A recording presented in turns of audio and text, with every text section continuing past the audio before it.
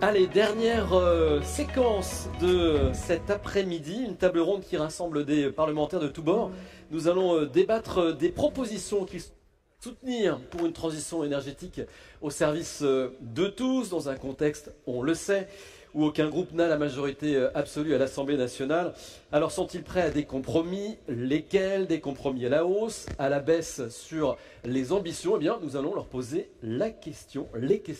J'invite à me rejoindre les députés et Antoine Armand, député Renaissance de Haute-Savoie, Marie-Noëlle Battistel, députée PS de l'Isère. Vous vous installez comme vous arrivez, hein, tout simplement, il n'y a pas de ronde serviette.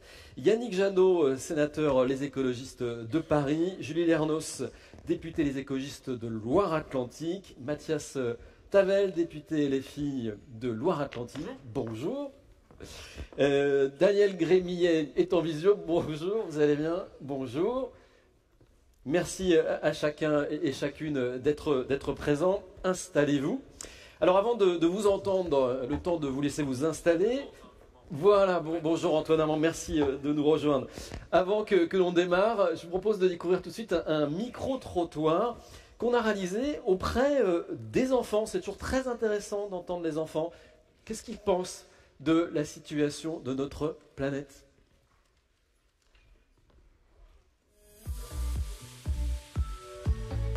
La planète, elle est en danger, il faut faire tout ce qu'il faut pour l'aider. Si on n'en parle pas, ils vont continuer à se réchauffer, la planète. Le climat, c'est important parce que c'est la nature. Là, déjà, en ce moment, il pleut beaucoup, et alors que normalement, il devrait faire un peu plus chaud. Le réchauffement climatique qui est pas bien, qui fait fondre tous les glaciers, qui fait brûler des forêts. Les tremblements de terre. Parce que c'est pour la planète. Oui, parce que c'est important de recycler, parce que sinon ça gaspille, et, on peut polluer la planète et il y a plus de tremblements de terre. Voilà, c'est toujours très intéressant d'entendre les enfants. Il continue. Le bois, hydraulique, les énergies renouvelables. Ça fait pas de gaz à effet de serre. L'énergie du vent, ça sert à faire tourner les éoliennes et donc du coup ça nous donne de l'électricité. Elles sont renouvelables, elles peuvent revenir tout le temps. C'est comme ça, on pollue moins et du coup la planète elle est meilleure. Voilà, parce que si on pollue trop, la planète elle risque d'avoir des problèmes. Elles peuvent aider en remplaçant les énergies qui polluent, qui réchauffent la planète. Bravo, on peut les applaudir. Ils sont déjà sacrément bien informés et on les sent très concernés par le sujet. On n'a pas mis ce micro-trottoir pour vous culpabiliser d'avance et vous inviter à réagir, à vous entendre sur des sujets fondateurs pour la transition énergétique, mais un peu quand même. Je vais inviter Jules Nissen à nous rejoindre. On a envie de vous demander, Jules, pourquoi vous avez voulu cet échange entre parlementaires? Eh bien, bonjour. C'est la 4e fois que je monte sur scène aujourd'hui. On a voulu cet échange avec les parlementaires parce qu'on l'avait essayé l'année dernière. Ça avait bien marché, il y avait des représentants de différentes tendances politiques qui avaient fait preuve de beaucoup d'esprit de responsabilité, de capacité de co-construction. Je vous rappelle que c'était en septembre 2023, donc on achevait les travaux préparatoires à la stratégie française énergie-climat. Et tout le monde pensait que logiquement, comme la loi et le code de l'énergie en font obligation, on allait avoir avec un petit peu de retard un projet de loi de programmation énergie-climat. Et puis là, à partir du début de l'année suivante, donc de cette année-ci, les choses sont passées un peu différemment. Donc on s'est dit que c'était intéressant de renouveler, de recommencer ce débat. Certains interlocuteurs sont les mêmes, d'autres ont changé. On a proposé notamment à Daniel Grémillet et Julie Lernos de participer à ça au titre de porteur d'une proposition de loi qui a été discutée dans chacune des assemblées. Et on a rassemblé un certain nombre de personnes. Alors, je voudrais aussi préciser quelque chose, c'est qu'on a proposé à Jean-Philippe Tanguy de participer à cette table ronde, puisqu'il a eu des propositions assez tranché sur les questions énergétiques pendant la campagne électorale, mais il a décliné l'invitation. Je voulais juste le préciser pour qu'on ne nous accuse pas de sectarisme. Bon, en tous les cas, nous, on est ravis d'accueillir les parlementaires qui sont rendus disponibles aujourd'hui dans une période un peu compliquée. Vraiment, je les remercie beaucoup. Je leur laisse la parole et puis je dirai peut-être un petit mot de conclusion de ce colloque à la fin. Ouais, restez avec nous, Jules, alors, avec grand plaisir. Puis on invitera aussi le public à interagir, à vous interpeller. Donc cette table ronde est divisée en 3 temps. On va parler d'abord des grandes lois de la transition énergétique qui sont dans les placards. Et on échangera ensuite sur les inquiétudes et attentes sur le budget. avant de vous entendre également sur les stratégies de collaboration qui peuvent être envisagées sur les textes de loi de la transition énergétique. Et puis si on a le temps, on parlera aussi peut-être d'acceptabilité, on en a beaucoup parlé toute la journée, d'acceptabilité dans les territoires, et puis de l'avenir des industriels de la filière ENR. Et bien sûr, on va prendre des questions. On va commencer tout de suite par toutes ces lois dont on a entendu parler. Julie Sen ce matin parlait de procrastination. C'est vrai que pas de stratégie nationale bas carbone, pas de loi de programmation sur l'énergie et le climat, pas de programmation pluriannuelle de l'énergie. Alors on s'interroge, ces lois restent-elles selon vous une priorité? Je poserai la question à chacune et chacun d'entre vous. Et je vais commencer avec vous, Marie-Noëlle Battistel, si vous le voulez bien. Est-ce que ces lois restent selon vous une priorité? Oui, bonjour à toutes et tous. Tout d'abord, merci beaucoup de l'invitation sur ces sujets et ces enjeux énergétiques qui sont évidemment majeurs. Et effectivement, ces 3 lois que vous avez citées restent, à mon sens, encore extrêmement importantes et majeures. On comprend assez mal, d'ailleurs, qu'on n'ait pas pu présenter sur la table des parlementaires la loi de programmation énergie-climat, qui était quand même une obligation légale donnée par la loi de 2019, la loi énergie-climat, qui avait été adoptée au Parlement et par la majorité à l'époque. Et nous avons tenté les uns et les autres de pouvoir faire en sorte de débattre de ce sujet. Nous considérions, en mettant cela comme une obligation légale, que le Parlement avait à définir et avait à statuer sur les objectifs de transition énergétique et en tout cas les bases de la PPE pour pouvoir la mettre en place. Donc à ce stade, nous n'avons ni la LPEC ni la PPE qui à un moment donné a été censée être que réglementaire. Et pour les parlementaires que nous sommes, vous comprendrez que ce n'était pas acceptable. Moi, je continue à dire qu'on aurait pu trouver un chemin commun sur cette loi de programmation énergie-climat. Je crois qu'on a été plusieurs, avec mes collègues, à essayer de tenter de se rencontrer entre parlementaires pour essayer de pousser le gouvernement à la déposer. Et on n'a pas été entendu suffisamment. Et puis ensuite, vous connaissez l'histoire de notre politique nationale. Et ça ne nous a pas permis d'aller au bout de ces textes. Mais c'est extrêmement important pour moi parce que on a besoin, et en tout cas les acteurs de l'énergie ont tous besoin à la fois d'objectifs, de trajectoires et de stabilité. Aujourd'hui, nous n'avons ni les objectifs, ni la trajectoire, ni la stabilité. Donc évidemment qu'on est quand même au plus bas de ce qu'il faut faire. Julie Ernos, est-ce que finalement, sans loi de programmation sur l'énergie et le climat, est-ce qu'on ne va pas aller vers une PPE réglementaire? Est-ce qu'on ne va pas aller vers une logique de décret? Qu'est-ce que vous préféreriez? J'imagine qu'on en discute à l'Assemblée, au Sénat, au Parlement. Tout à fait, mais pour reprendre, la France ou l'État français devait avoir une loi de programmation énergie-climat avant le 1er juillet 2023, donc on a beaucoup de retard maintenant. On n'a pas une perspective avec un Premier ministre qu'on n'a pas vu faire de lance ni sur les énergies renouvelables, ni sur le climat en tant que tel. Beaucoup d'espoir. Pour autant, vous avez montré des enfants, on en a aussi à la maison et on sait que notre responsabilité, elle est là et que des décrets, ils peuvent être défaits aussi facilement qu'ils ont été pris. Et donc, il faut inscrire une trajectoire claire dans notre corpus législatif. C'est la raison pour laquelle, moi, j'ai redéposé une proposition de loi avec des objectifs clairs. Pourquoi c'est important ? On le voit en Loire-Atlantique en particulier, mais Mathias pourra compléter, que l'atteinte d'objectifs en matière d'énergie renouvelable, c'est une stratégie de long terme, c'est une stratégie industrielle, c'est une stratégie accompagnée par les territoires, et que sans programmation pluriannuelle de l'énergie avec des objectifs qui ne vont pas changer du jour au lendemain, après une dissolution, après une instabilité gouvernementale, elles ont une nécessité d'être construites avec une vision qui est claire et partagée par l'ensemble des acteurs. On voit les méfaits de l'absence de planification écologique. Je citerai 2 exemples en Loire-Atlantique. Systovi, l'entreprise Systovi, qui était un des 2 derniers producteurs français de panneaux photovoltaïques. Ils ont dû mettre la clé sous la porte sans repreneur, faute aussi de soutien du gouvernement et une stratégie claire. Avec 81 salariés qui du coup sont laissés sur le carreau. Et puis on a de l'autre côté Saulnier Duval qui va licencier la moitié de ses effectifs. Saulnier Duval qui faisait des chaudières gaz était reconnu tant que tel. avait opté pour une stratégie de décarbonation en accord avec ce qui était lancé, c'est-à-dire les pompes à chaleur. Et on voit qu'en matière de rénovation et donc sur les pompes à chaleur, on a créé aussi une bulle. On est passé de 1,6 milliard en 2021 à plus de 6 milliards en 2022, mais ensuite la bulle s'est effondrée et donc leur carnet de commandes n'est plus rempli. Et c'est la raison pour laquelle il y a une nécessité d'avoir des objectifs qui soient fermes, définitifs, qui soient progressifs, mais qui soient inscrits dans la loi. Alors, on va en discuter avec votre voisin de Loire-Atlantique, Mathias Tavel, député La France Insoumise. C'est important que ça soit inscrit, comme vient de le dire Julien Ernest, dans la loi?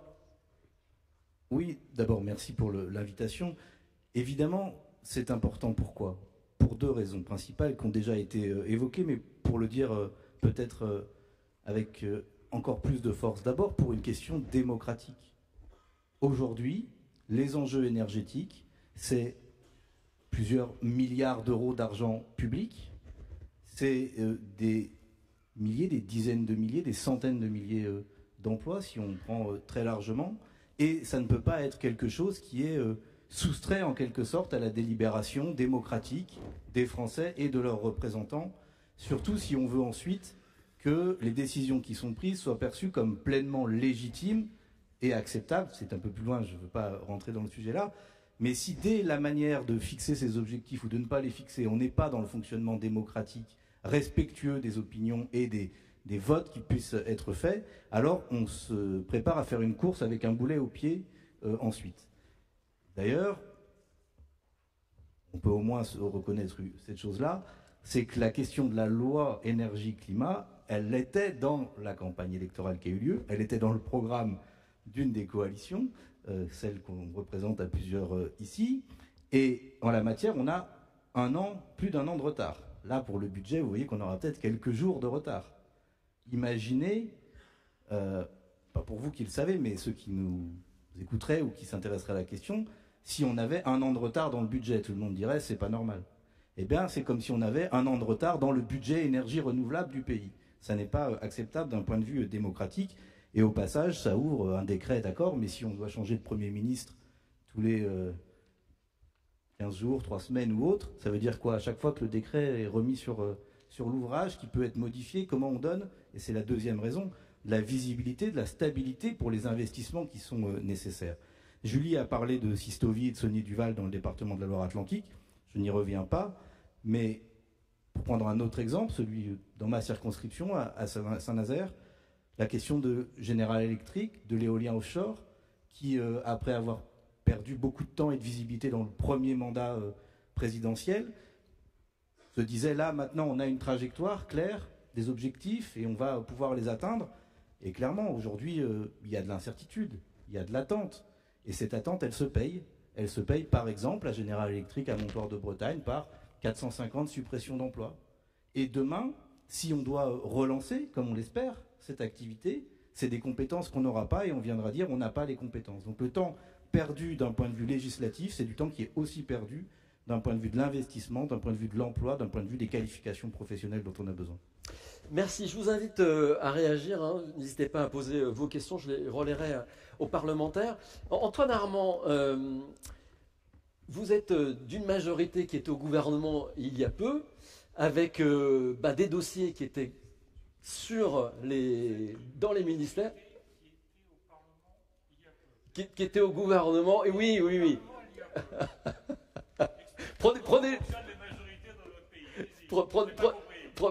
le micro, parce qu'on vous entendra mieux, Yannick Jadot.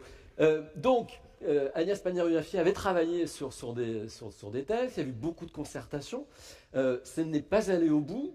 Qu'en est-il aujourd'hui? Alors, comme le faisait... Bonjour, pardon.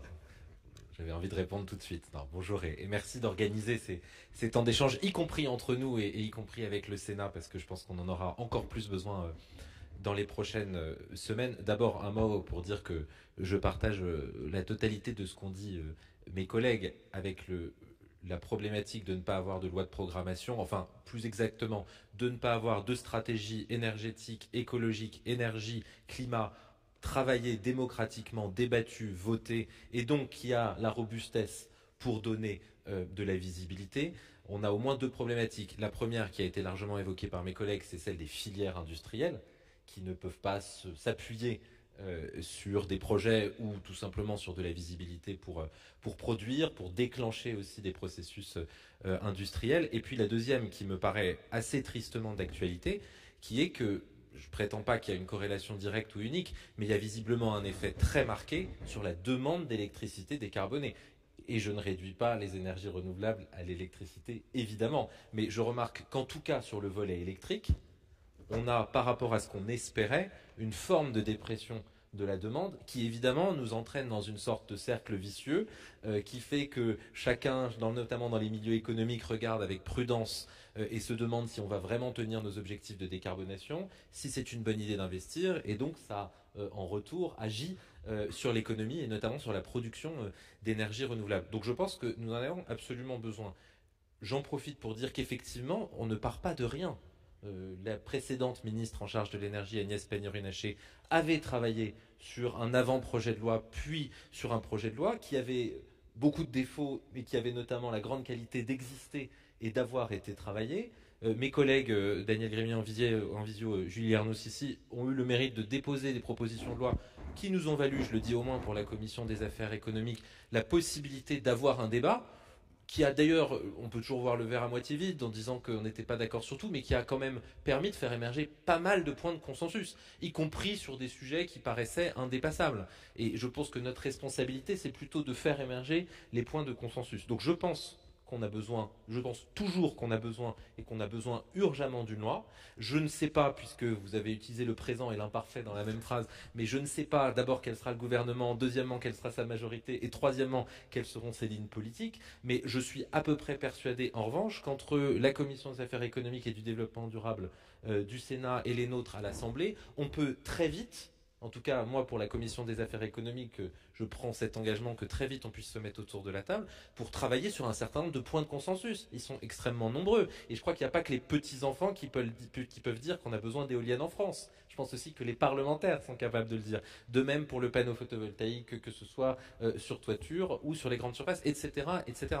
Donc, on a, au fond, quand on se pose, et je pense que ça va venir dans la discussion, beaucoup plus de points de consensus que de divergence. Et je ne crois pas qu'on va se battre franchement sur des pourcentages et sur des gigawatts installés, parce que ce n'est pas exactement ce dont il est question. Ce dont il est question, c'est se donner une stratégie de décarbonation de long terme pour y arriver. En revanche, oui, je pense, pour des raisons techniques et administratives, que ça doit passer par un projet de loi. Parce que j'ai eu la chance de rapporter une commission d'enquête qui a montré que quand on ne fait pas assez d'études d'impact, les conséquences ne sont pas négligeables. Et que donc, profiter des administrations, des services de l'État et des opérateurs pour avoir tout le background technique, économique et énergétique pour fonder une programmation, c'est décisif. Merci. Avec nous en visio, le sénateur Daniel Grémier. Merci d'être avec nous, sénateur. Vous nous entendez bien? Bonjour à tous et excusez-moi de le faire par visio. Non, mais on est ravis que vous soyez avec nous. Vous avez travaillé également sur une proposition de loi et vous me disiez en préparant ce rendez-vous que ce texte pourrait être étudié prochainement au Sénat. Qu'est-ce qu'il en est et que contiendrait ce texte? Effectivement, je partage ce qui a été dit. Un pays comme la France ne peut pas vivre sans perspective et stratégie énergétique. Je dis toujours, pour qu'il y ait vie, il faut que l'assiette soit pleine et il faut qu'il y ait aussi de l'énergie. Donc l'aspect alimentaire et l'aspect énergétique, il est même pratiquement au même niveau. Parce que ça concerne nos concitoyens, ça concerne les collectivités, ça concerne l'économie, ça concerne la vie tout simplement sur nos territoires. Et effectivement, on a aujourd'hui plus d'un an de retard sur cette programmation énergétique, cette vision. On ne peut pas avoir des industriels, on ne peut pas avoir une capacité à voir demain, s'il n'y a pas ce débat parlementaire concernant les orientations stratégiques de la France en matière énergétique, qui doivent à la fois faire cohabiter la production énergétique, qu'elle soit renouvelable, mais il nous faut aussi de l'énergie pilotable, hein, c'est absolument une nécessité. Mais il faut aussi le conjuguer, et c'est dans ce texte, et j'ai fait un PPL qui a été déposé le 28 avril, las de voir qu'aucun texte ne sortait du gouvernement, et on ne pouvait pas passer à côté d'un débat parlementaire. Et effectivement, dans mon texte, il y a 25 articles qui balayent à la fois les productions énergétiques, une vision sur à la fois le nucléaire, le nouveau nucléaire, sur les atteintes des objectifs en matière de solaire, d'éolien, d'hydrolien, mais aussi de biogaz, d'hydrogène, et puis parler aussi des économies. J'écoutais tout à l'heure la précédente table ronde. Effectivement, réussir la capacité à trouver un équilibre, c'est aussi permettre la rénovation énergétique des bâtiments. Mais derrière ça se cache aussi un élément essentiel en tant que parlementaire, réussir ce défi énergétique tout en permettant d'atteindre des objectifs en termes d'énergie décarbonée. C'est essentiel.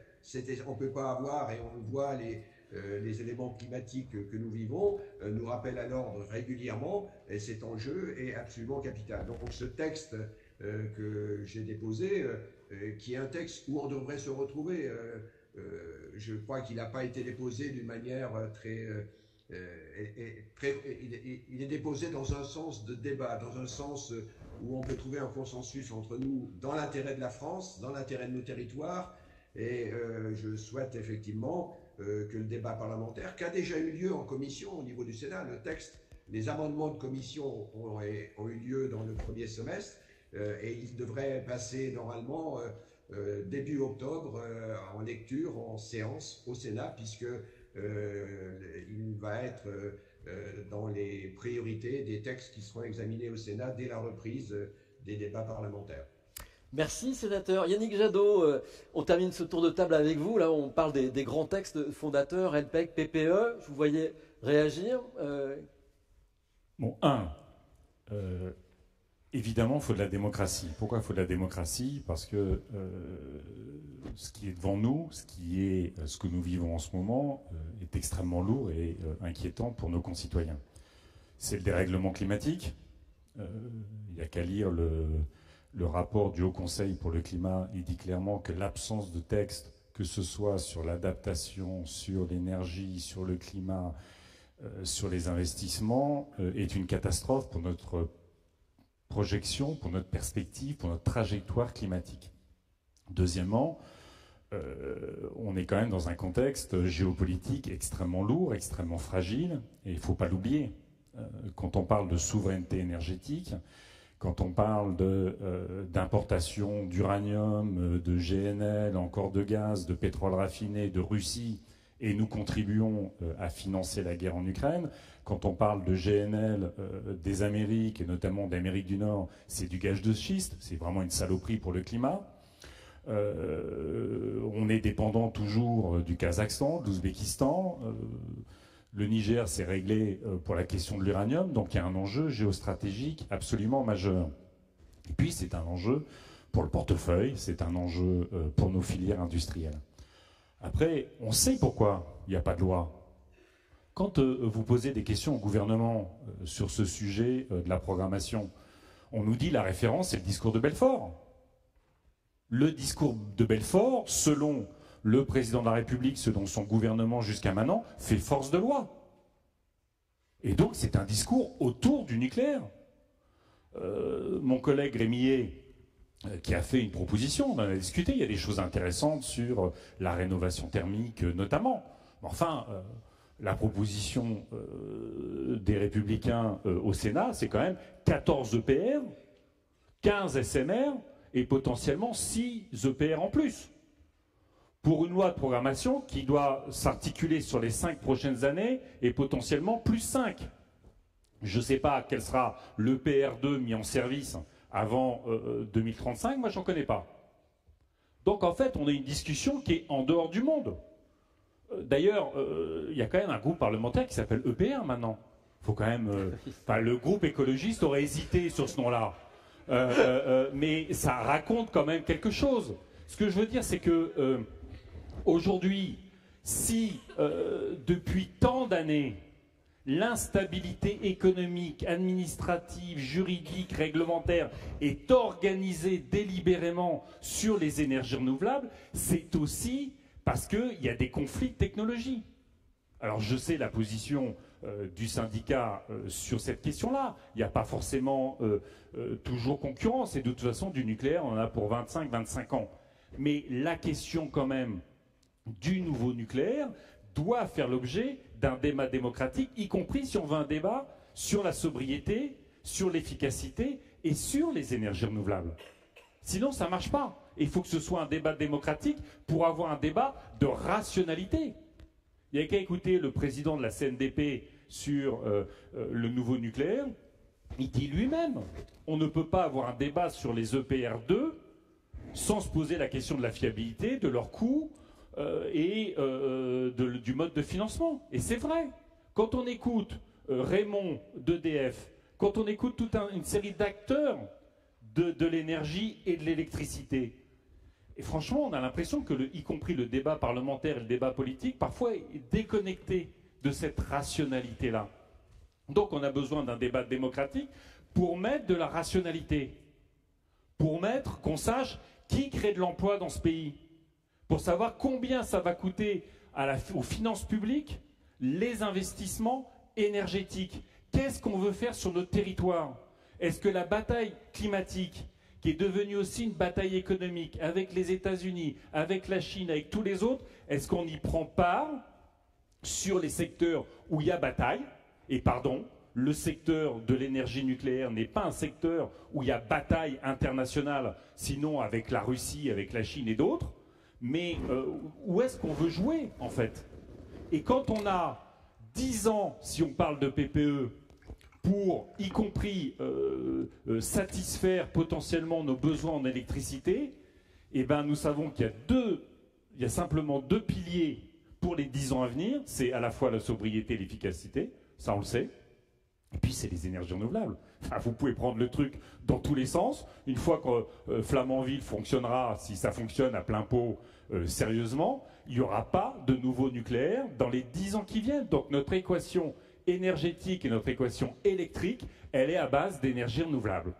Et tant que vous aurez des responsables politiques qui diront l'éolien c'est pas beau, l'éolien c'est pour flatter des sortes de pulsions, de conflits entre les villes et les campagnes, entre Paris et la province, vous voyez bien que tout ce qui se joue autour de ça, et ben la réalité c'est qu'on mettra notre pays en danger du point de vue climatique, du point de vue industriel et évidemment du point de vue énergétique. Alors, vous devancez un petit peu le débat qu'on voulait avoir sur est-ce qu'il y a une voie ou pas pour une PPE à l'Assemblée et au Sénat. Mais avant, parce qu'il y a un rendez-vous important avant que vous discutiez de ces lois, c'est quand même le rendez-vous budgétaire. Et est-ce que c'est pas ce rendez-vous budgétaire qui va donner le ton demain des débats? On entend déjà dire que l'ADEME pourrait voir son budget réduit, que le fonds chaleur serait visé, ainsi que les fonds verts. Julie Lernos, comment vous appréhendez un budget dans lequel on a le sentiment que la transition écologique serait quelque peu sacrifiée? C'est le moment de vérité, quelque part, sur la politique qui sera développée. On a vu les fuites des notes de cadrage avec, sans grande surprise en réalité, l'écologie, la transition écologique qui, en absence de loi de programmation, en absence de programmation pluriannuelle de l'énergie, fait les frais de l'austérité budgétaire qu'on nous annonce. On a eu multiples rapports qui expliquent par A plus B les 60 milliards peu ou prou qu'il faut investir dans la transition écologique en faisant le plus et le moins entre les énergies vertes et les fossiles. Et pour autant, on est très loin de suivre les différents rapports, Pisani-Ferry, ceux de la Cour des comptes, qui ont été produits et qui amènent, pour reprendre les mots de Yannick, de la rationalité dans le débat. Et donc, c'est plus qu'inquiétant de voir les budgets diminuer sur des secteurs qui sont absolument essentiels. La rénovation énergétique, je l'ai dit, il y a une partie qui a été captée par les pompes à chaleur, mais en parallèle, sur les mêmes années, c'est 10% en moins qui a été investi dans l'isolation. Mais si je prends un sujet autre qui est la chaleur renouvelable, on avait posé au dernier PLF, qui était un exercice un peu particulier, parce qu'on savait qu'il allait se solder par un 49.3, mais nous étions entendus, Antoine Armand était là, y compris de manière transpartisane, sur une augmentation du fonds chaleur à ce que réclamait, puisqu'on était passé d'un peu plus de 500 millions à 820 millions, et notre proposition était d'aller vers 1 milliard, puisque c'était en gros des projets, vous savez, quand vous êtes élu local et que vous faites de la chaleur renouvelable. Moi, c'est ce que j'ai développé quand j'étais vice-présidente à Nantes Métropole. On ne peut pas faire sans le fonds chaleur, et pour autant, les projets sont réellement dans les cartons. On a évalué avec le réseau Amorce qu'il fallait 1 milliard à 1,5 milliard d'euros qui peuvent directement être convertis en production d'énergie renouvelable dans les territoires. On s'était accordé sur l'augmentation du fonds chaleur et patatras, le 49.3 n'a pas augmenté le fonds chaleur. Aujourd'hui, on veut même le diminuer. Ça veut dire, là je ne vous parle même pas du fonds vert, mais ça veut dire qu'on diminue et on coupe directement dans les énergies renouvelables qui peuvent être concrètes, immédiatement en action, et qui luttent aussi contre les importations des fossiles directement. Le choix qui est fait par les collectivités territoriales quand ils investissent dans les réseaux de chaleur, parce qu'il faut ouvrir toute la voie publique, etc., c'est un pari sur l'avenir, sur l'augmentation du prix de l'énergie, qu'on va mieux maîtriser quand on a un réseau de chaleur. Et nous, par exemple, on avait à Nantes Métropole fait le choix d'alimenter, et 50% des logements sociaux sont alimentés par les réseaux de chaleur. Quand je voyais la présidente de l'université de Nantes, elle me disait, au moment où la flambée des prix de l'énergie, elle me disait heureusement qu'on est raccordé au réseau de chaleur, parce qu'on ne subit pas la même hausse et donc on n'a pas les mêmes conséquences. Voilà concrètement comment on fait sécurité d'approvisionnement énergétique avec une vision, on l'a bâtie et on l'a construit avec les territoires, et toutes ces ambitions-là, on est en train de les couper en coupant de manière aveugle dans un budget qui est pourtant primordial pour sécuriser l'approvisionnement énergétique, pour nos factures d'énergie de manière générale. Et en tout cas, ce seront des coupes, si elles sont avérées, qui seront coupables, et j'espère que nous trouverons, au sein de la nouvelle configuration, puisqu'on va avoir un exercice budgétaire inédit, des coalitions pour se battre, pour maintenir un budget élevé sur les énergies renouvelables et notamment et sur la rénovation énergétique également. Marie-Noëlle Battistel, vous pourriez faire partie de cette coalition dont parle Julie Lernos? Oui, évidemment. La question ne se pose pas. Effectivement, là, on est dans un moment un peu particulier. Alors, d'une manière générale, l'exercice budgétaire doit traduire l'ambition des politiques publiques du gouvernement, et donc on attend avec impatience ce que traduira la proposition qui nous sera posée sur la table par le nouveau gouvernement, et notamment les ministres en charge de ces thématiques. Mais ce qu'on sait à ce stade, c'est plutôt plus que décevant, mais c'est assez dramatique pour la transition énergétique, la transition écologique et le développement des énergies renouvelables dont on parle aujourd'hui plus particulièrement. Tous les rapports, ma collègue l'a dit, à la fois Pisani-Ferry et les rapports de la Cour des comptes, montraient qu'il fallait augmenter de plusieurs milliards par an. On n'y était pas en 2024, on y sera encore moins en 2025 parce que ce qu'on nous annonce, c'est plutôt une baisse. Donc tout cela va absolument pas dans le bon sens. Au-delà de ça, le moment budgétaire, c'est aussi l'occasion de poser les incitations, souvent les incitations fiscales pour développer les politiques publiques et favoriser leur développement. Là, l'annonce qui avait été faite par Bruno Le Maire, alors on rétropédale un petit peu, mais quand même, de taxer les puissances installées. Alors ça, c'est juste une catastrophe de taxer la puissance installée. C'est énormément d'argent qui aurait été perçu et prélevé, je veux dire, au détriment des investissements et qui aurait, in fine, aurait eu un impact extrêmement important sur le prix de l'électricité. Et donc, maintenir un budget élevé pour la transition écologique, c'est aussi protéger le pouvoir d'achat des Français. Donc, sur les propositions que nous avons faites d'ailleurs pendant la campagne législative, on s'en inspirera évidemment dans le cadre de ce budget. Mais au-delà de ça, on a une configuration politique qui nous contraint, et j'ai envie de dire que c'est presque une bonne chose, qui nous contraint à travailler ensemble, à poursuivre des objectifs communs. Et je pense qu'effectivement, l'exemple dont on parle aujourd'hui est un très bon exemple pour trouver des coalitions, des consensus, un chemin commun pour développer les énergies renouvelables, puisque notre collègue Jadot le disait, dans les 10 ans à venir, On ne peut pas compter sur de nouvelles installations de nucléaire, et donc c'est la voie des ENR qui est extrêmement importante à poursuivre. Et puis on voit bien quand même qu'on n'arrive pas à booster de manière suffisante. Après, il y a aussi la question des filières. Mes collègues évoquaient un certain nombre d'entreprises tout à l'heure.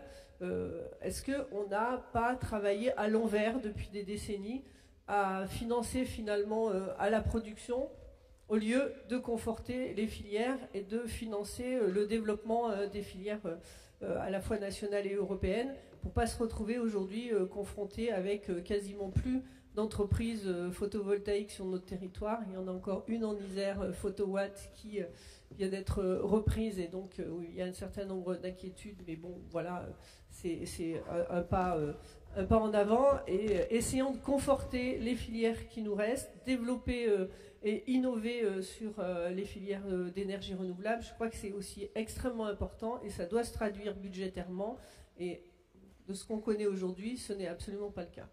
Mathias Siavel, comment vous appréhendez le budget ?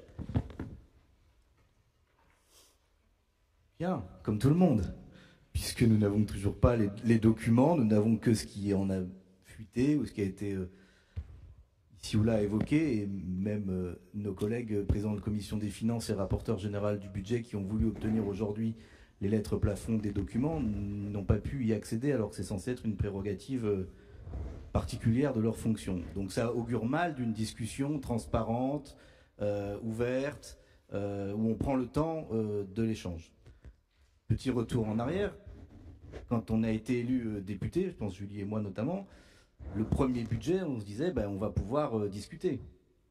Arrive la mission sur la transition écologique, on vote des crédits supplémentaires pour la rénovation énergétique, puis on vote des crédits supplémentaires pour le ferroutage, et c'est à la suite de ces votes-là précisément que tombe le premier 49.3 sur le budget de la précédente législature. Ça disait quelque chose, alors que évidemment nos amendements étaient maximalistes.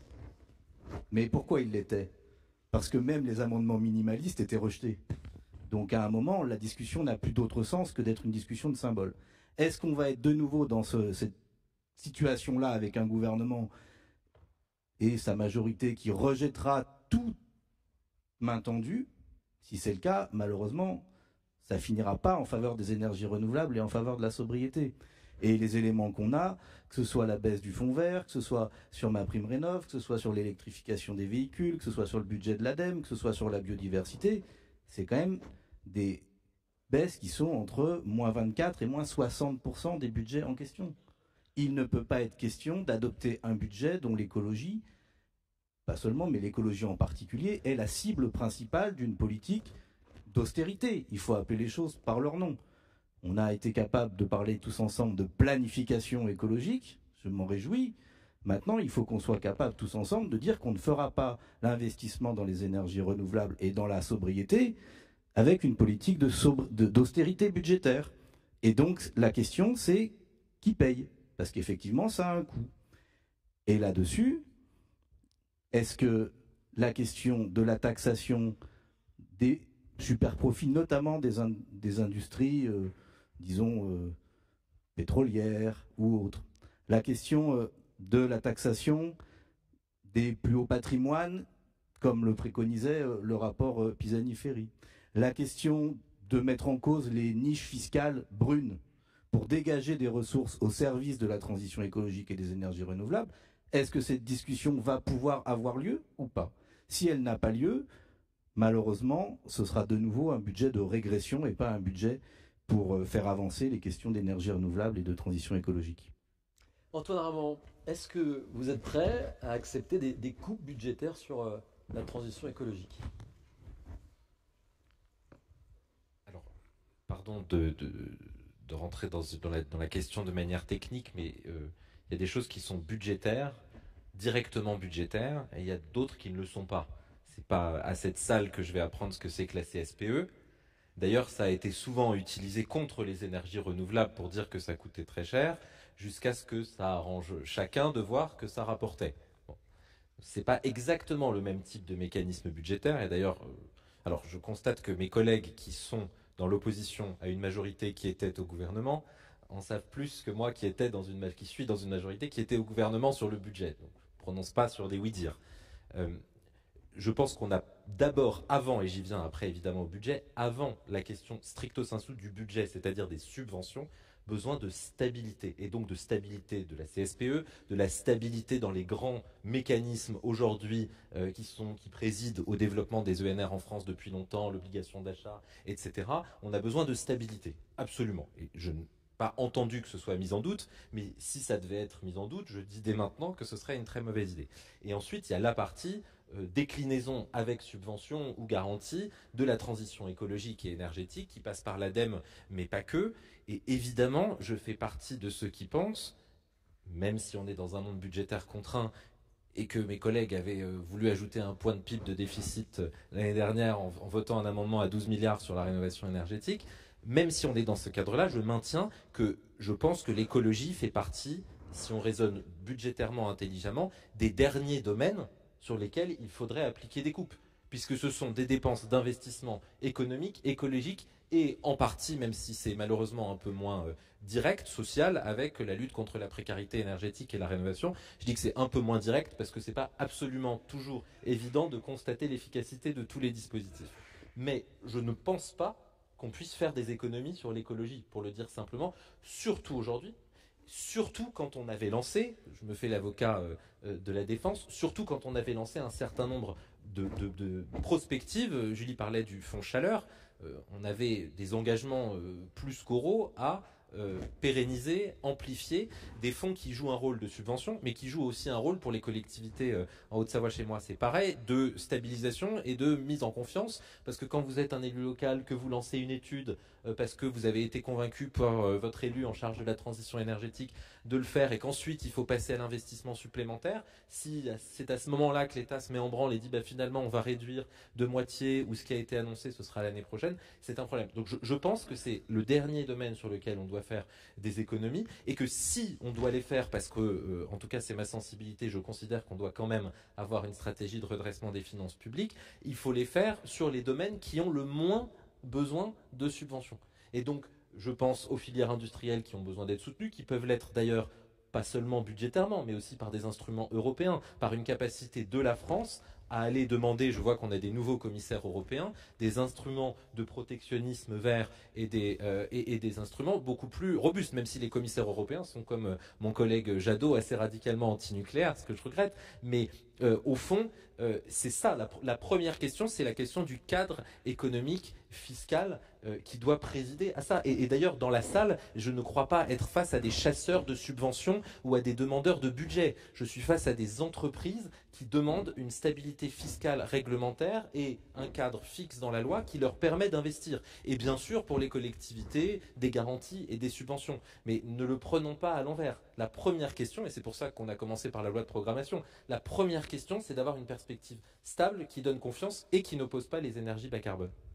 Daniel Grémillet, vous avez entendu Antoine Armand, il parle de redressement des comptes publics. Comment on concilie la maîtrise des dépenses publiques alors avec la nécessité d'investir massivement dans la transition énergétique? Je partage complètement ce qui vient d'être dit par Antoine. La France ne peut pas continuer cette fuite en avant budgétaire. La situation devient absolument terrible pour l'avenir de notre pays, et y compris le développement de notre pays et les générations futures. Il nous faudra être courageux, et c'est pas forcément en contradiction avec le débat qu'on a sur la PPE et sur les énergies. Au contraire, là encore, je rejoins ce que vient de dire Antoine. Demain, un industriel, pourquoi je me bats aujourd'hui au Sénat avec mes collègues pour avoir une PPE? C'est pour avoir une vision, pour avoir une stratégie. Vous aurez une stratégie, dès lors que vous aurez une stratégie, vous aurez des industriels qui vont y investir et ils ne réclament pas forcément des moyens financiers. Ce qu'ils veulent savoir, c'est où on va. C'est leur capacité à eux de développer des investissements, des innovations pour demain au niveau énergétique, y compris dans le domaine du renouvelable. Et d'ailleurs, en tant que sénateur, dans un texte précédent, j'avais fait introduire la notion de bilan carbone.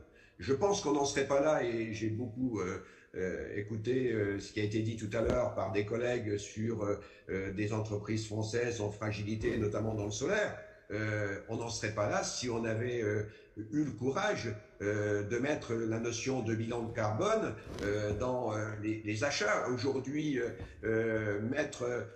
et c'est quelque chose qui est absolument essentiel pour le futur, c'est une capacité à mieux produire en Europe et dans nos territoires en France, dès lors qu'on prend, effectivement, il y a le prix, mais il y a aussi le bilan carbone de l'impact, de la conséquence de la production ou de la non-production de ces biens énergétiques. Et puis, il y a un autre élément que je voudrais aussi dire. N'oublions pas qu'il y a eu une dissolution le 9 juin. Nous sommes mi-septembre et on a seulement un Premier ministre qui a été nommé il y a 8 jours, effectivement, tout près de la date butoir du 1er octobre où le budget doit être déposé. Donc moi, j'entends avec beaucoup, même un petit sourire, quand j'entends des remarques sur le budget et des propositions budgétaires qui n'émanent pas d'un gouvernement qui n'est encore pas formé.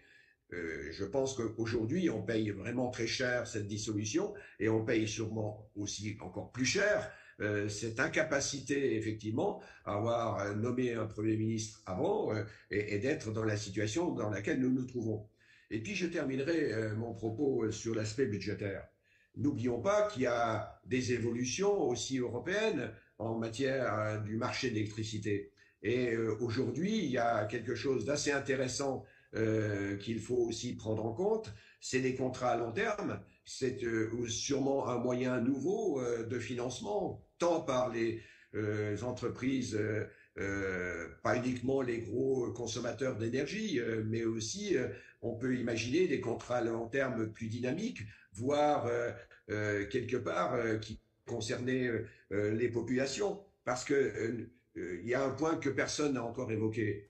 Et c'est le point premier que j'évoque dans ma PPE, c'est le prix de l'énergie. Nous devons avoir un prix de l'énergie accessible à tous les Français, accessible aux collectivités. Quand je vois des collectivités aujourd'hui qui ne chauffent plus les piscines parce qu'elles n'ont plus les moyens de payer l'énergie pour chauffer les piscines, mais je me dis, mais dans quel pays vivons-nous? Et quand la première question que demande aujourd'hui, on parlait de bataille. Oui, il y a une bataille internationale. Elle est sur l'énergie, mais elle est surtout sur les prix énergétiques. Regardez les prix de l'énergie aujourd'hui aux États-Unis, les prix de l'énergie en Chine, les prix de l'énergie dans certains pays de l'Union européenne, comme l'Espagne, qui a été très offensive. C'est un élément absolument essentiel. Donc, nous devons avoir le courage, effectivement, de faire cohabiter une vision budgétaire de notre pays qui remette un peu une situation et des perspectives d'endettement. Il faut arrêter de creuser le trou. La situation budgétaire est absolument incroyable. Et les coûts, rien que le coût de l'intérêt qu'il faudra payer en 2025 va bientôt être l'équivalent de la somme des impôts versés par les Français. C'est de dire qu'on n'aura plus du tout de capacité d'entreprise dans le budget. Donc là, il y a une nécessité de redressement sur le budget. Il faudra du courage. Il y aura des arbitrages. Et comme je l'ai dit tout à l'heure, dans les arbitrages, effectivement, l'alimentaire comme l'aspect énergétique font partie des priorités. Alors, bien sûr, l'éducation, la santé, on pourrait citer beaucoup d'autres exemples, mais il n'y a pas de vie s'il n'y a pas d'alimentation, il n'y a pas de vie s'il n'y a pas d'énergie accessible à tous. Donc, il nous faudra du courage et il nous faudra aussi faire preuve d'imagination. Et je versais au débat le dossier des contrats à long terme. Et puis, n'oublions pas que, parce que personne n'en a parlé, la première énergie renouvelable, elle vient du général de Gaulle. C'est sur l'hydraulique. La vraie stratégie, et c'est une énergie renouvelable, est pilotable. Et donc, en termes de bilan carbone, qui est très bien placé. Yannick Jadot, sur le budget, il s'est dit beaucoup de choses là. Oui. Alors, Daniel parlait du nouveau gouvernement. Vous voyez, c'est un LR qui est Premier ministre. Donc, vous voyez, tout espoir est fort pour l'éolien. Je veux dire, il peut y avoir des renversements de tendance incroyables dans ce pays. Oui, il y a les questions des investissements. Et on voit sur le fonds chaleur, sur un certain nombre de choses, sur l'ADEME, tout a été dit ici. Bon, et puis un enjeu, au fond, d'équité. On parle toujours de neutralité technologique. Moi, je suis sidéré de voir à quel point les énergies renouvelables sont maltraitées dans notre pays. En fait, il n'y a pas de neutralité technologique, ne serait-ce que sur la fiscalité des énergies, sur la taxation. Vaut mieux faire du gaz, du fioul, de l'essence que des énergies renouvelables. Et puis on parle de courage. Enfin, pardon, le premier des courages, ce serait de taxer les Chinois. Moi, je me souviens au Parlement européen, déjà en 2010-2011, quand le dumping chinois faisait un ravage dans l'industrie photovoltaïque européenne, tous les gouvernements français avaient cédé. Ça avait commencé par, vous vous souvenez, le moratoire Fillon, qui a détruit je ne sais pas combien d'entreprises du photovoltaïque. Ça a été après le dumping chinois qui a été accepté de fait par même Montebourg. À l'époque, c'était Montebourg. Le souverainisme Montebourg, pas de problème avec le dumping chinois. Et reconnaissons entre nous qu'il y a eu un débat dans le secteur des énergies renouvelables. C'est-à-dire qu'à un moment donné, une partie des installateurs, une partie des sociétés se sont dit si on veut développer l'installation en photovoltaïque, bah, vaut mieux le faire pas cher avec les Chinois que plus cher avec des Européens. Y compris parce que, alors que c'est quand même une industrie extrêmement automatisée, et donc le moins cher, ça voulait dire le dumping chinois. Donc aujourd'hui, ça a un peu évolué, mais reconnaissons que si on veut être sérieux, faut d'abord, et si on veut des filières industrielles dans notre pays, ben, il faut taper les Chinois, comme les Américains. Non mais c'est simple.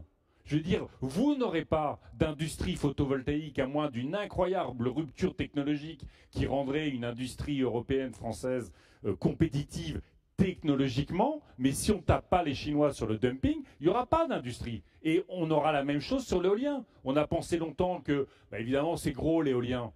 Donc, au fond, le commerce international n'était pas totalement adapté à l'éolien. Mais à un moment donné, si on ne fait pas l'effort de protéger nos industries pour en faire des filières industrielles, ça ne marchera pas. Y compris parce que l'acceptabilité des énergies renouvelables, c'est aussi un imaginaire. Ce n'est pas simplement des méthodes démocratiques locales. On sait que, généralement, quand il y a concertation, y compris potentiellement répartition des avantages, tout ça, il y a de l'acceptabilité locale. Alors moi, j'ai en partie de Picardie. Bon, il y a des endroits, il faut arrêter l'éolien terrestre.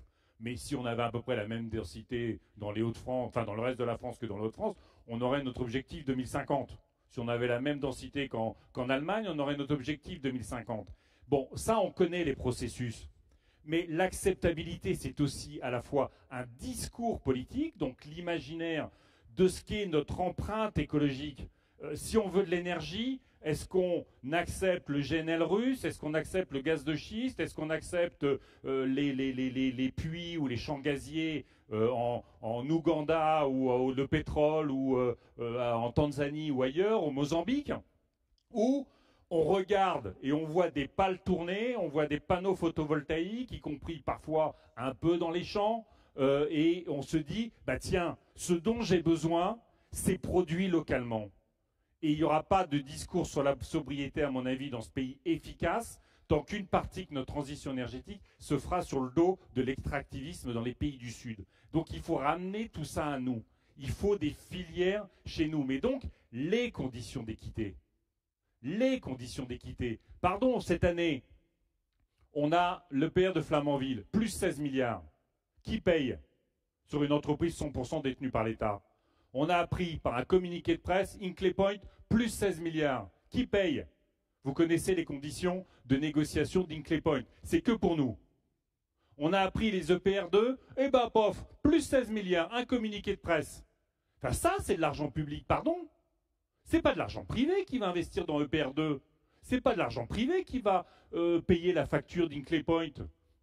Et donc, à un moment donné, quand on parle de financement des énergies, il y a évidemment à stabiliser, mais à aussi assumer que les énergies renouvelables, ce sont des énergies bas carbone, mais dans le droit européen, ce sont des énergies renouvelables.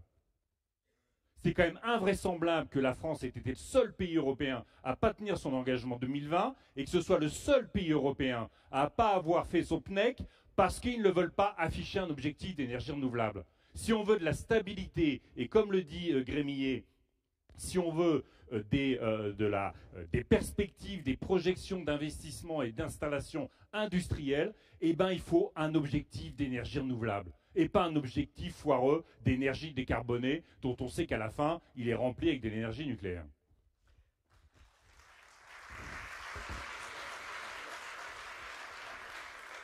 Alors, on arrive au dernier tour de table avant de prendre des questions du public. Justement, vous avez ouvert le débat, Yannick Jadot. Comment est-ce que vous envisagez donc de travailler toutes et toutes ensemble pour faire avancer les propositions qui vous tiennent à cœur, les propositions sur la transition énergétique? Julie Lernos, puis on va continuer comme ça le tour de table. Je pense qu'on a déjà donné quelques perspectives de comment on va travailler tous ensemble, je ne suis pas sûre.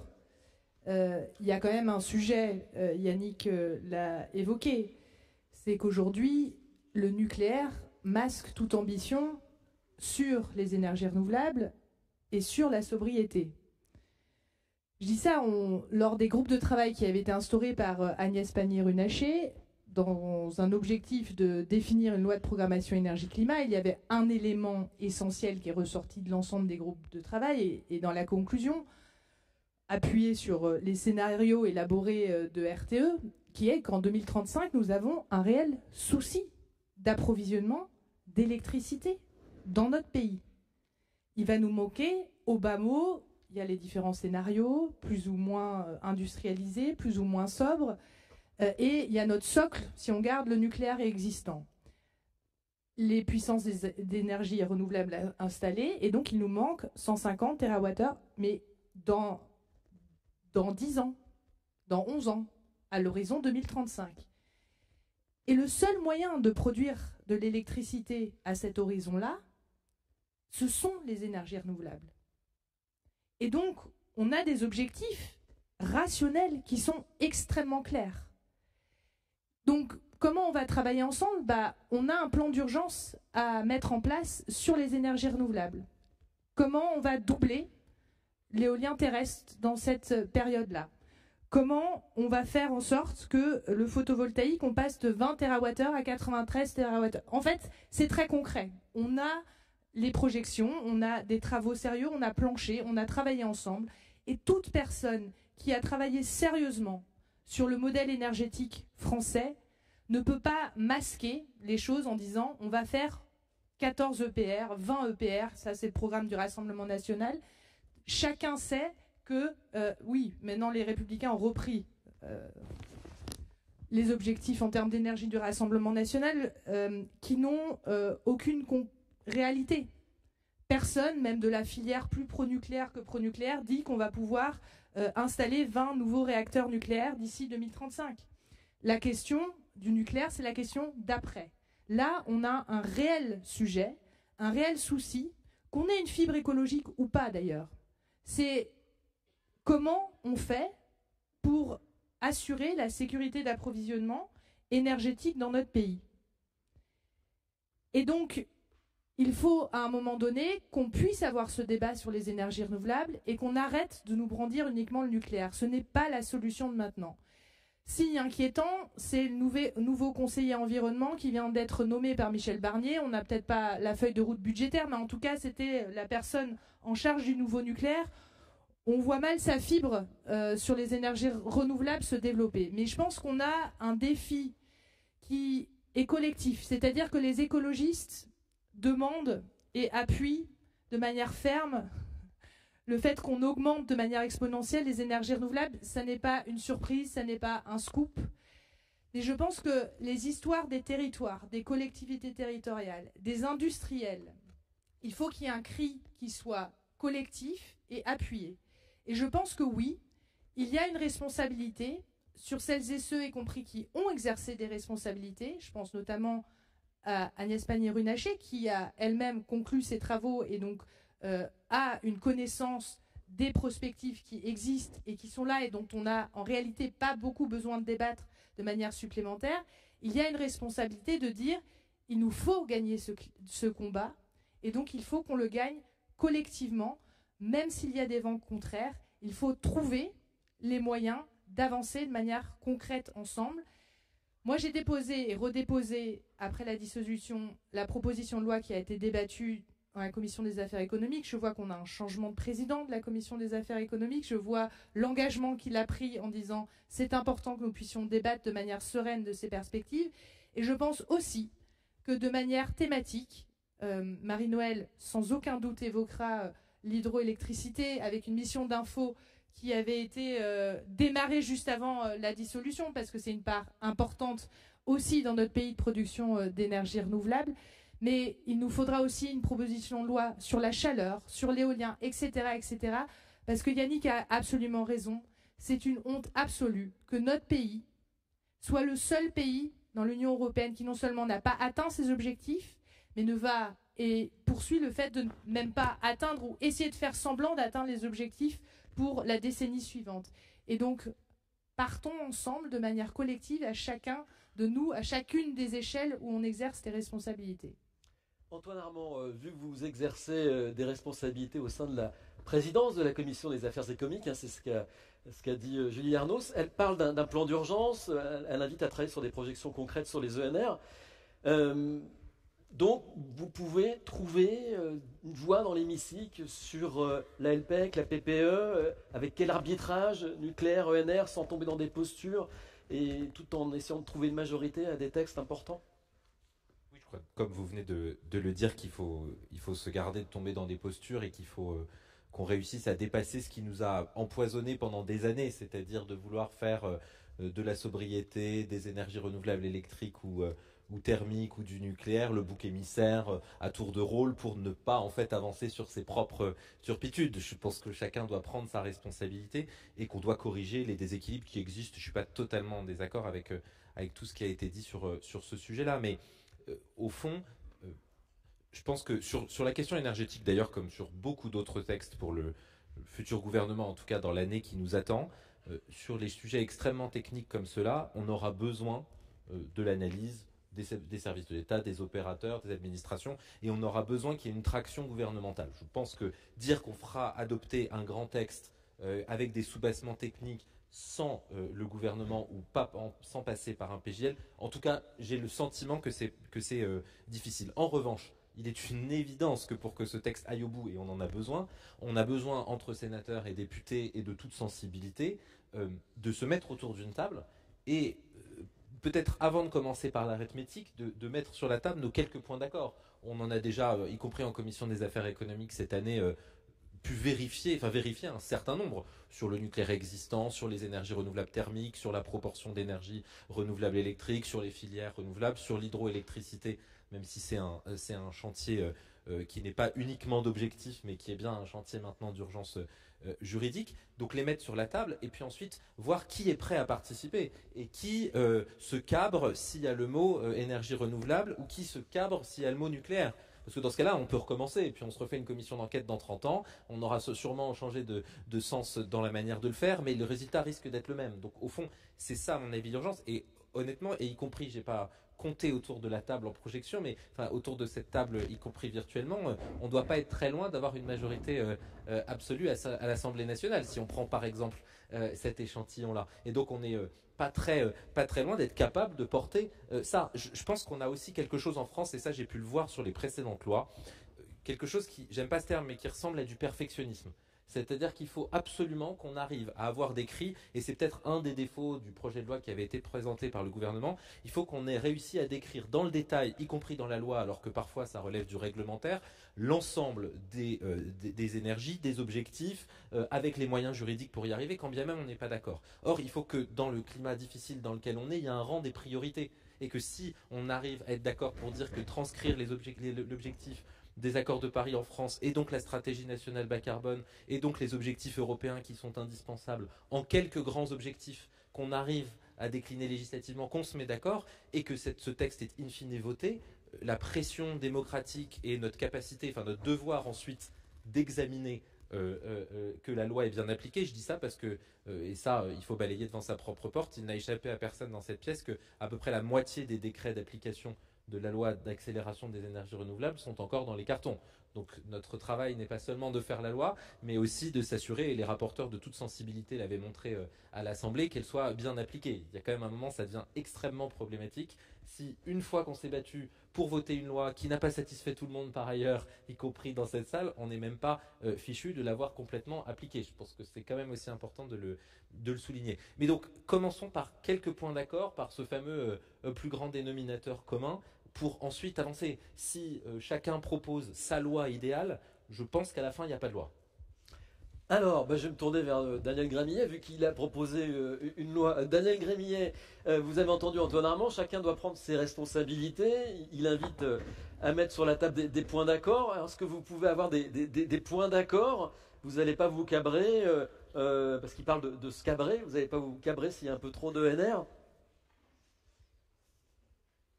Je vais juste réagir malgré tout à une intervention précédente qui rappelait que LR avait pu s'abreuver d'autres sur le retour du nucléaire. C'est mal connaître le travail sénatorial et je dirais à Mme Netz que je crois que si elle regardait un peu les travaux parlementaires du Sénat, elle se rendrait compte effectivement que c'est un sujet qui a été abordé d'une manière très majoritaire depuis de nombreuses années, notamment. Je suis persuadé que ce texte qui a été déposé, il est là pour débattre. Il est là pour que effectivement le Parlement puisse s'en saisir, que ça soit au Sénat. D'ailleurs, le débat qui s'est passé en commission des affaires économiques a été très serein. Il y a eu beaucoup d'écoute. Il y a eu des amendements déjà qui ont enrichi cette loi. Nous aurons un débat au Sénat dans l'hémicycle à nouveau. Nous verrons, mais je suis persuadé que ce texte va être à nouveau amendé avec des perspectives qui peuvent être consensuelles. Et ce texte, quand j'entends le raccourci trop facile et pas courageux de dire qu'il se réduit au nucléaire, non. Mais n'ayons pas peur du nucléaire, nous avons besoin, et c'est une énergie, et d'ailleurs aujourd'hui, à travers le monde, tout le monde s'accorde que si on veut atteindre les objectifs de l'énergie décarbonée, le nucléaire en fait partie, c'est une obligation. Mais il est bien évident qu'il n'y aura pas de génération spontanée de centrales nucléaires dans les 10 ans. Donc nous avons besoin d'être plus performants sur l'atteinte des objectifs de la France, sur les engagements pris à Bruxelles en matière d'énergie éolienne, en matière d'énergie et dans l'éolien, notamment l'offshore. Et la position du Sénat va aussi vers l'innovation, plutôt vers l'offshore flottant que l'offshore ancré, plus sur l'aspect solaire. Nous avons voté un texte sur l'agrivoltaïsme. Là aussi, il y a des prises de conscience qui ont été partagées. Et puis, je vous rappelle aussi qu'il y a un projet de loi qui a été voté au Sénat, je crois presque à l'unanimité d'ailleurs, sur l'hydroélectricité. Nous avons des capacités d'améliorer, au-delà de résoudre le problème de discussion avec l'Europe, nous avons des capacités sur nos territoires de produire encore un peu plus d'énergie pilotable, décarbonée, à partir de l'hydroélectricité. Et puis, il y a le dossier de l'hydrogène qu'il faudra aussi peut-être coupler avec des productions énergétiques, qu'elles soient renouvelables à partir d'éolien ou de solaire, et faire de l'eau avec aussi de l'énergie nucléaire, c'est du décarboné.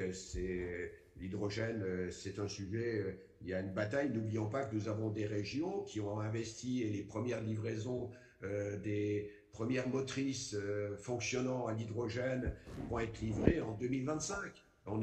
Et la région Grand Est en fait partie. Donc il ne suffit pas de prendre des choix sur la mobilité, des choix sur l'industriel, et de ne pas être en capacité de produire une énergie suffisante et dans des conditions économiques supportables.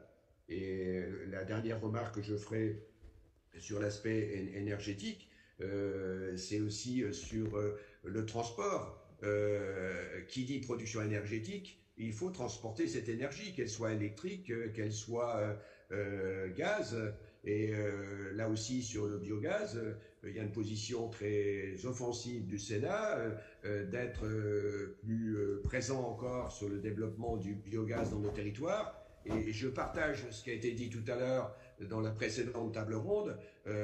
Effectivement, lorsqu'on produit du biogaz qu'on injecte dans le réseau, ça a une meilleure efficacité que faire tourner un moteur. Donc c'est évident que, mais tout ça, ça ne peut se faire qu'avec une cohésion territoriale des implantations industrielles. Moi, pour résumer, je suis convaincu que les assemblées, d'abord le Sénat dans un premier temps, et qu'ensuite au niveau de l'Assemblée nationale, qui a la possibilité de dégager une majorité permettant d'avancer, parce que c'est l'intérêt de la France, c'est l'intérêt de nos concitoyens. Et là encore, je voudrais reprendre, parce que le texte, je le connais bien, c'est moi-même qui ai travaillé depuis tellement de mois sur ce sujet. Les EPR supplémentaires, ça va dépendre de la réindustrialisation de la France. Si la France est en panne au niveau industriel, sur le développement industriel, c'est évident qu'on ne va pas construire, il n'y aura pas besoin de nouvelles centrales nucléaires. Si la France est effectivement, et je l'espère et je me bats pour ça, et je pense que là aussi il y a sûrement une grande majorité de personnes qui participent à cette table ronde à cet instant, qui sont favorables à une réindustrialisation de la France. Le dossier énergétique est stratégique, en termes de garantir l'énergie, et de la garantir en termes de volume, donc pilotable, et puis de la garantir aussi en termes de prix au niveau de la compétitivité. Merci. Donc, persuadé qu'on va y arriver. Merci, sénateur. Yannick Jadot, donc il y a des points d'accord à trouver. Le sénateur Grémier dit n'ayons pas peur du nucléaire. Alors je lui ai dit bon, si dans les points d'accord, est-ce que vous allez vous cabrer s'il y a trop de NR? La question se pose aussi pour vous sur le nucléaire. Il a raison, Daniel, sur le fait qu'il y a des points sur lesquels on peut se mettre d'accord. Ce qui est notamment dans la proposition qu'il fait autour de la rénovation thermique. Bon, on ne va pas forcément jusqu'au bout sur les moyens, mais on est raccord là-dessus. La question, à mon avis, si on veut travailler sérieusement, on ne peut pas dire qu'on est scandalisé sur le fait qu'il n'y ait pas de PPE voté à l'Assemblée et s'affranchir du reste du droit. Quand la France valide 40%, 44% d'énergie renouvelable à Bruxelles, ça s'appelle la loi européenne. On ne peut pas s'en affranchir comme ça et d'un seul coup de dire ça n'existe pas. Il y a l'accord de Paris et il n'y a plus rien d'autre. Donc le droit européen doit être transposé. Donc la France doit transposer un objectif pour 2030 d'énergie renouvelable qui sera entre 40 et 45 en réalité. Et on en est très loin. Ça, c'est la base de la discussion qu'on doit avoir entre nous. La deuxième base de discussion qu'on doit avoir entre nous, c'est qu'à partir du moment où on fait évoluer la PPE, dans le droit, il y a ce qu'on appelle des études d'impact. On ne peut pas juste dire je fais 8, 14, 20 EPR ou je fais même des énergies renouvelables, je ne sais pas ici ou là, sans faire d'études d'impact. Il doit y avoir des études d'impact et ça doit passer par le Conseil d'État. Ça s'appelle la loi. Si on arrive à se mettre d'accord là-dessus, vous allez voir que le débat va être très rationalisé sur les questions d'énergie, sur les questions de coûts et sur les perspectives industrielles possibles. Démarrons déjà là-dessus. Après, si vous voulez, est-ce qu'on a besoin aujourd'hui du nucléaire? Oui. Est-ce que la seule question de l'électricité résout notre problème de climat? Non. Évidemment qu'au fond, quel que soit notre mixte électrique, les pays européens restent éminemment dépendants des énergies fossiles dans leur mixte énergétique global. Ça, on le sait. Et donc, aujourd'hui, la question, c'est quelle trajectoire on doit avoir pour répondre à nos objectifs de souveraineté, à nos objectifs climatiques, à nos objectifs de pouvoir d'achat. Et si on prend ce qui est un exercice de PPE, donc un exercice de planification quinquennale, même doublé, eh ben, à un moment donné, vous ne pouvez pas échapper à la question de la sobriété, notamment dans le logement, qui est un enjeu majeur pour les Françaises et les Français et pour tout ce qu'on sait. Et à un moment donné, ça s'appelle du photovoltaïque et de l'éolien terrestre. On peut programmer, et il faut programmer de l'éolien offshore, j'y suis 100% pour, mais à un moment donné, il faut faire de l'éolien terrestre. Dans les 5 ans qui viennent, c'est pas vrai qu'il y aura des champs d'éolien à l'horizon des côtes françaises, beaucoup plus que ce qui est déjà programmé et en cours d'installation. Donc il faut assumer ça. Et donc il faut sortir des discours démagogues là-dessus. Il faut sortir des discours démagogues sur les paysages, le patrimoine et tout ça. Personne n'a jamais voulu remplacer la flèche de Notre-Dame par une éolienne. Ça aurait pu être très joli. Beaucoup de métaux, peut-être un peu moins de plomb. Mais ce que je veux dire, c'est que tout ce qui était la réflexion autour des zones d'accélération et tout ça, reconnaissons qu'aujourd'hui, c'est un peu encalaminé, même s'il y a pas mal de collectivités qui s'y sont mis sérieusement. Enfin, donc on a du nucléaire, on va en avoir du nucléaire. Mais si on pouvait au moins se mettre d'accord sur le fait que, y compris notre équation électrique, d'ici 2035, c'est des renouvelables en termes de production et de la sobriété en termes de consommation, on aurait déjà beaucoup avancé. Puis juste, je voulais, tout à l'heure, j'ai dans ce moment de libération abominable de la parole raciste, quand j'ai dit qu'il faut taper les Chinois, c'est pas au premier degré. Hein, l'idée, c'est de mettre des droits anti-dumping sur les importations de panneaux photovoltaïques venus de Chine. Que ce soit clair, que ce soit pas découpé, remixé, machin. Et puis, il y a évidemment, au-delà de ça, ce que peut être fait à travers les marchés publics. On l'a dit, et je pense qu'on est tous d'accord sur une vraie révolution industrielle. Et ça va être un sujet pour Barnier, Premier ministre. Est-ce qu'il est sur une logique d'austérité pure? Au fond, on regarde juste le niveau de déficit. Et l'enjeu, c'est de découper partout les budgets, et y compris et particulièrement sur l'écologie. Ou est-ce que lui s'inscrit, y compris, il a quand même beaucoup travaillé à l'échelle européenne, est-ce qu'il s'inscrit dans la discussion sur les taux à la BCE? Est-ce qu'il s'inscrit dans la suite du rapport Draghi sur la nécessité des investissements et l'établissement de filières? Parce que la réalité, c'est que si c'est pour faire des lois en disant qu'au fond, il n'y a pas besoin de loi, il y a le discours de Belfort, que quand on parle de structuration de filières, on parle du pacte solaire ou on parle du pacte éolien offshore. Et à la fin, vous savez, sur le pacte solaire, le gouvernement Attal était en train de réviser, y compris les conditions du photovoltaïque. Et donc on annonce le pacte solaire et on remet en cause les quelques avantages et l'encadrement du photovoltaïque. Donc, voilà, on va avoir la coexistence des énergies.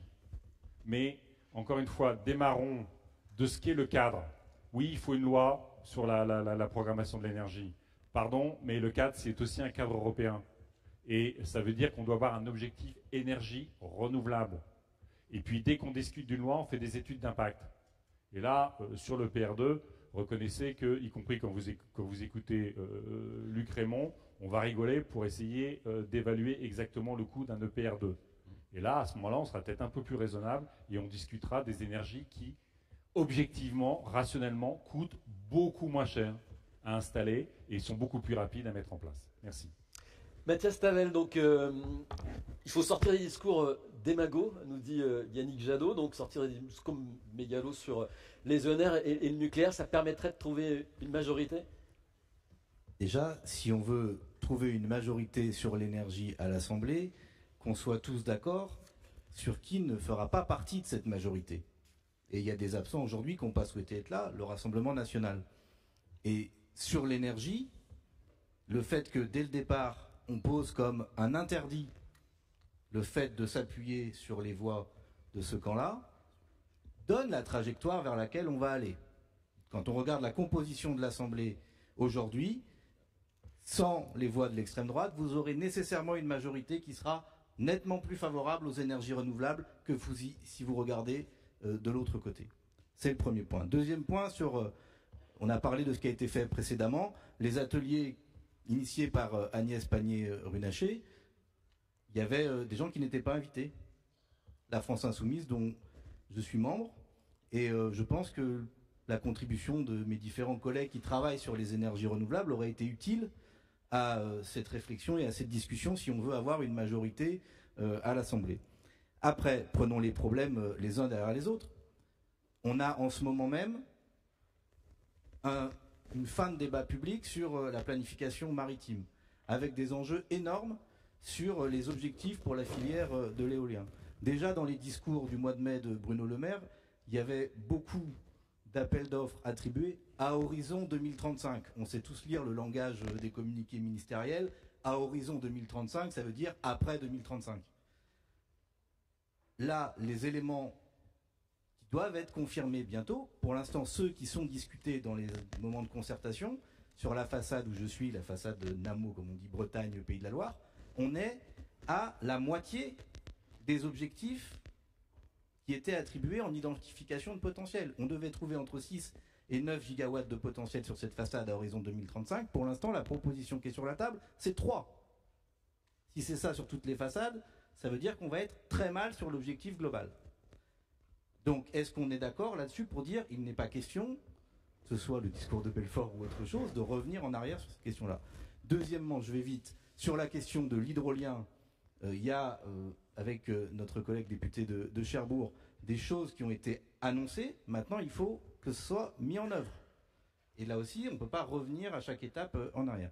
Troisièmement, sur l'hydraulique, mais Marie-Benoël va en parler, mais juste je conclue là-dessus.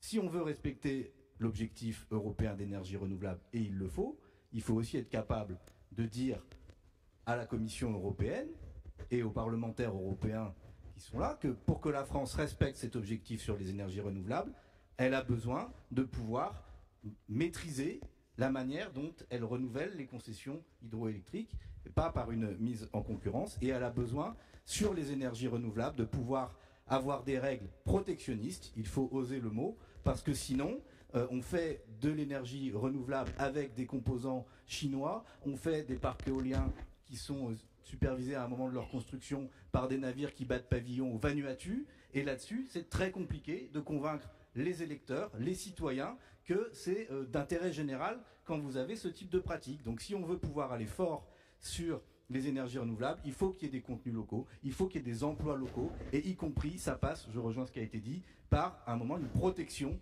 des industries, notamment européennes et même parfois françaises.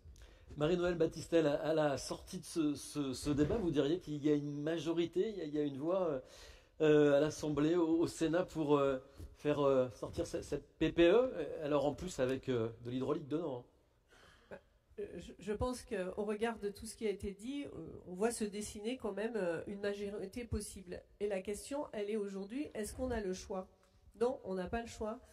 Si on est un parlementaire responsable, aujourd'hui, on a l'obligation de réussir à trouver un chemin commun pour faire une loi qui permette une visibilité, une stabilité aux acteurs, et c'est ce qui a été dit un peu par tout le monde, et je crois que vraiment il faut qu'on fasse toutes et tous les efforts nécessaires pour pouvoir y parvenir. Donc je prendrai évidemment ma part comme tout le monde. Il n'est pas question qu'on attende la prochaine présidentielle au gré des différentes dissolutions pour enfin avoir une vraie loi avec une vraie majorité. Ce n'est pas possible, donc il faut évidemment y aller tous ensemble. Alors, sans compter l'inertie après la loi, hein, Antoine l'a un petit peu dit, mais après la loi, vous avez quelquefois des années qui se passent pour sortir un décret d'application. Alors, quelquefois, parce que l'administration n'est pas très content de ce que les parlementaires et de l'esprit de la loi. Donc, essaye un petit peu de contourner. Ça, ce n'est pas possible non plus. Un exemple, pendant la loi de 2019, c'est un exemple qui me tient particulièrement à cœur. Nous étions battus pour obtenir des possibilités d'augmentation de puissance dans l'hydroélectricité sans remise en concurrence et sans remettre en question la concession de départ. 5 ans. 4 ans pour obtenir le décret, 1 an pour le traitement des dossiers qui est en cours. Ça y est, ils sont tous traités, mais 5 ans. Donc pendant 5 ans, on a perdu de l'augmentation de puissance et de l'optimisation de l'hydroélectricité. Et je finirai évidemment par attraper au bon la balle que m'a lancée Mathias sur la question de l'hydroélectricité. Très heureuse qu'à nouveau on m'ait confié la mission avec un autre collègue, Philippe Bollot, d'essayer de résoudre ce contentieux européen qui est sur notre tête depuis 13 ans maintenant. Est-ce que c'est normal que depuis 13 ans, nous n'avons toujours pas eu une volonté suffisamment appuyée et forte pour pouvoir convaincre la Commission européenne de la nécessité de laisser la France les mains libres pour développer l'hydroélectricité qui bénéficiera évidemment à tout le monde sur la plateforme européenne. Donc effectivement, nous aurons besoin probablement des députés européens avec qui nous ne travaillons sûrement pas suffisamment ensemble au niveau de l'énergie comme sur d'autres sujets. Mais en tout cas, je pense que là, on n'a plus de temps. Il faut qu'on donne à tous les acteurs, à toutes les entreprises, la stabilité nécessaire et les objectifs pour qu'ils puissent développer massivement les ENR, puisque dans les 10 ans à venir, c'est là-dessus qu'il faut mettre toute notre énergie, si je peux le dire. Merci Marie-Noëlle Battistel. Jules, est-ce que vous voulez dire un petit mot avant qu'on prenne des questions dans la salle? Bien, d'abord, je voudrais remercier tous les intervenants ici, les parlementaires qui ont pris sur leur temps pour participer à ce débat avec un peu de passion et d'engagement, et quelle que soit leur responsabilité, y compris au sein de l'Assemblée nationale. Je pense à quelques échanges que je viens d'avoir avec Antoine à l'instant. Je voulais aussi dire que si j'étais italien, allemand ou espagnol, la situation de l'Assemblée nationale ne me paraîtrait pas si compliquée pour faire émerger un compromis sur des choses importantes. Un compromis, ça veut dire accepter de sauver l'essentiel en lâchant sur l'accessoire. Et que tout le monde doit faire cet effort et cet exercice. Je pense que les Français l'attendent. Ils n'ont pas envie d'excès, ils n'ont pas envie de radicalité. Quand j'entends ce qui vient d'être discuté aujourd'hui, je me dis qu'il y a un chemin pour faire ça. Il y a vraiment un chemin. L'année dernière, c'était moins tendu, mais la situation l'était aussi, politique.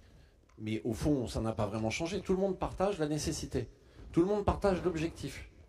Et en plus, ces débats parlementaires qui sont nécessaires, parce qu'on a besoin d'avoir une loi, on a besoin d'avoir de la visibilité, ils sont éclairés, contrairement au choix énergétique précédent, et tu en sais quelque chose, Antoine, par une documentation considérable. Le travail qu'a fait RTE, Futur énergétique 2050, le travail qui a été fait par l'ADEME, tous les débats qui ont eu lieu autour de tout ça depuis plusieurs années aujourd'hui, dessinent une connaissance collective, et je crois qu'il n'y a pas tellement de sujets sur la cible à laquelle il faut arriver. Alors il y a peut-être plusieurs moyens de le faire.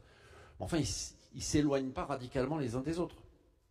Donc j'ai l'impression que sur ce sujet, le compromis, il peut être trouvé. Et je pense que le regard que les Françaises et les Français portent aussi sur les parlementaires, c'est cette capacité à trouver un compromis. Ce sujet-là de l'énergie, il me paraît quand même moins compliqué que d'autres pour les raisons que je viens d'évoquer. Alors, est-ce qu'il y a des débats technologiques, nucléaires, renouvelables? Oui, certainement, mais pourquoi en fait? Pourquoi? Parce qu'aujourd'hui, on a encore 60% d'énergie fossile dans notre consommation d'énergie. La demande d'électricité, ça a été dit tout à l'heure, elle reste à tonnes alors qu'on sait que pour arriver à la cible, ce n'est pas une prévision. C'est pas une prévision, c'est une projection. Pour arriver à la cible, il faudrait qu'elle augmente. Ben, travaillons à ça. Soutenons la croissance de la consommation d'électricité par l'électrification des usages. On rendra un service au climat, on rendra un service à la compétitivité, on rendra un service à la souveraineté. Et là, la question de savoir comment on en produit, ben, elle ne va pas se poser de la même manière. Tous les moyens seront nécessaires, tous les moyens seront indispensables, et ça vaut aussi pour les autres ressources énergétiques. Donc, moi j'ai espoir que, sous réserve que le budget 2025 ne sacrifie pas les instruments qui permettent de soutenir la décarbonation de la consommation, parce que c'est ça la finalité. Ça ne sert à rien de produire de l'énergie décarbonée si personne n'en veut en face. Ne sacrifions pas les outils de la transformation de la consommation vers la décarbonation, vers la sobriété. Ensuite, quelque part, le sujet de la production, il va aller tout seul. Donc moi, j'ai bon espoir, malgré la vivacité des débats, mais c'est aussi la démocratie, qu'on y arrive. Et je vous remercie d'avoir contribué très positivement à cette discussion. Merci. Alors, il est 17h45, on a vraiment tenu les temps. Si vous avez le temps pour répondre aux questions du public, vous nous dites. On en a quelques-unes, très, très brièvement. Questions courtes, réponses courtes. Une question sur l'agrivoltaïsme. Comment concilier le cadre législatif voté par le Parlement avec les doctrines locales parfois contradictoires? Bon, une autre question. Non mais c'est important parce que c'est pas parce que c'est encore en jachère que c'est pas important, et c'est quand même par ailleurs la preuve que tout ne se résout pas par la loi ni par le règlement, mais qu'on est extrêmement souvent confronté à des pratiques administratives, quel que soit le sujet. Moi, je ne suis pas choqué que ce soit encore hésitant et qu'il y ait encore du flottement pour quelque chose qui est extrêmement nouveau dans un cadre, je le rappelle en passant, de crise agricole majeure et de défiance du monde agricole vis-à-vis des pouvoirs publics en général, qui ont l'impression qu'ils ne peuvent pas suffisamment vivre de leur travail et que donc une autre activité viendrait concurrencer la leur. Donc je pense qu'il faut quand même le remettre dans le contexte. Ensuite, comme toute bonne loi, après la loi et le règlement, s'il est bien pris, il y a des groupes de travail à l'Assemblée et au Sénat qui ont travaillé plus précisément là-dessus. Il faut aussi qu'on passe, et c'est notre travail dans les missions cette fois d'application et pas seulement de suivi, qu'on passe à scruter les circulaires, les informations qui sont concrètement données par l'exécutif pour que les DDT ENCO suivent concrètement les dossiers et qu'il y ait une forme de doctrine nationale. Donc totalement d'accord, mais avec ce point d'optimisme en pensant qu'on entre seulement dans le sujet. Concernant l'hydroélectricité, dans quelle mesure l'ajout de capacités supplémentaires limitées peut-il se substituer à l'introduction d'objectifs ambitieux sur l'éolien et le solaire? Vous êtes allé très très vite dans la question, mais je crois avoir compris. On a, oui, du potentiel. Tout à l'heure, j'ai parlé des augmentations de puissance qui sont assez considérables. Et puis, on a aussi des projets de STEP, de stations de pompage, qui sont évidemment extrêmement importantes pour l'équilibre du réseau et pour gérer la pointe. Et puis, on a aussi de l'hydraulique au fil de l'eau. Il y avait un projet Ronergia qui était en débat et qui était en étude et qui a été stoppé pendant la dissolution. Donc, quelqu'un a pris la responsabilité de suspendre l'étude. Bon, moi, je ne sais pas si ce projet était le meilleur qu'il soit, mais en tout cas, il fallait aller jusqu'au bout de l'étude pour pouvoir se décider de manière extrêmement éclairée, oui ou non. Et puis je rappelle quand même que ce projet était dans un texte de loi qui avait été adopté au Parlement et qui conditionnait aussi la prolongation de la concession de la CNR. Donc tout ça fait qu'il faut avoir le courage d'aller aussi au bout des études et il faut savoir où sont les priorités et puis ensuite décider lorsqu'on a tous les éléments. Et je rejoins Yannick Jadot quand il disait étude d'impact, toujours étude d'impact sur tout. Et je crois que c'est aussi par là que passe l'acceptabilité du développement des ENR. Merci beaucoup à toutes et à tous. Marie-Noëlle Baptistel, Antoine Armand, Juline Arnaud, Mathias Stavel, Daniel Gramier, Yannick Jadot.